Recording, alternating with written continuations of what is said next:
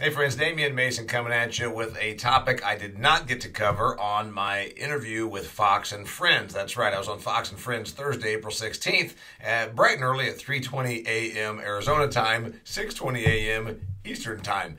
And we talked about the $15.5 billion agricultural aid package that Sonny Perdue was just discussing during the White House COVID-19 briefing on April 15th.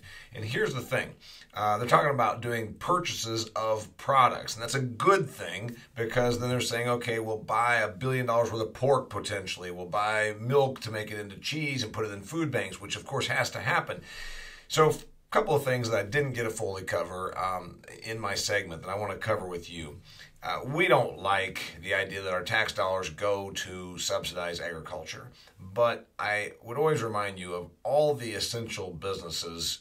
Agriculture, food, beverage, for us to eat. Our sustenance is about as essential as anything on the planet. So if you look at it that way, it actually does make it more palatable and understandable. Also, a wealthy country such as the United States of America is indeed predicated on a foundation of abundant and affordable food for the masses. So in many ways, you can look at this $15.5 billion that's being proposed to spend on agriculture as national defense spending, because a strong country starts with having food security.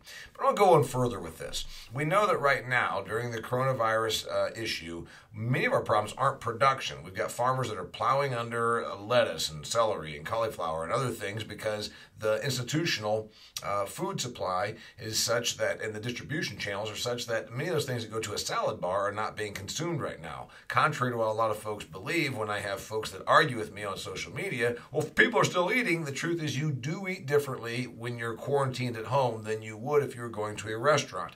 We know that milk is being dumped because it can't go to, say, mozzarella cheese facility to be sent out for pizzas because people are eating out less and are using less cheese.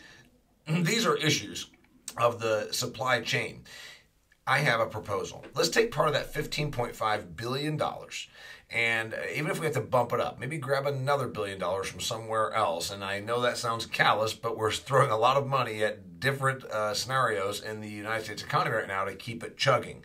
Food processing is where our bottleneck is. That's why we have now the situation where hogs are going to be euthanized and pushed into a pit, because there's going to be no facilities that can take more capacity if we close down facilities like the one in Sioux Falls that processes 5% of our nation's hogs. So what's my proposal?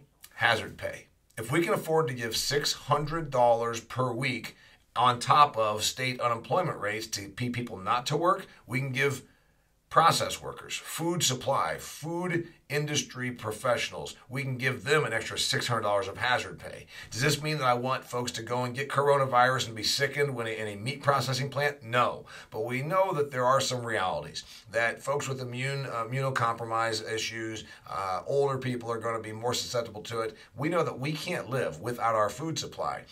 Just like healthcare workers and police and firemen, firewomen are essential. And in fact, we can't live without them. We can't live without our food processing workers. And once we've established that and say we're going to do the testing as best we can, we're going to keep you safe as best we can, but by golly, we got to keep these facilities open. And we know that you're putting yourself out there in the front line. We're going to incentivize this with hazard pay.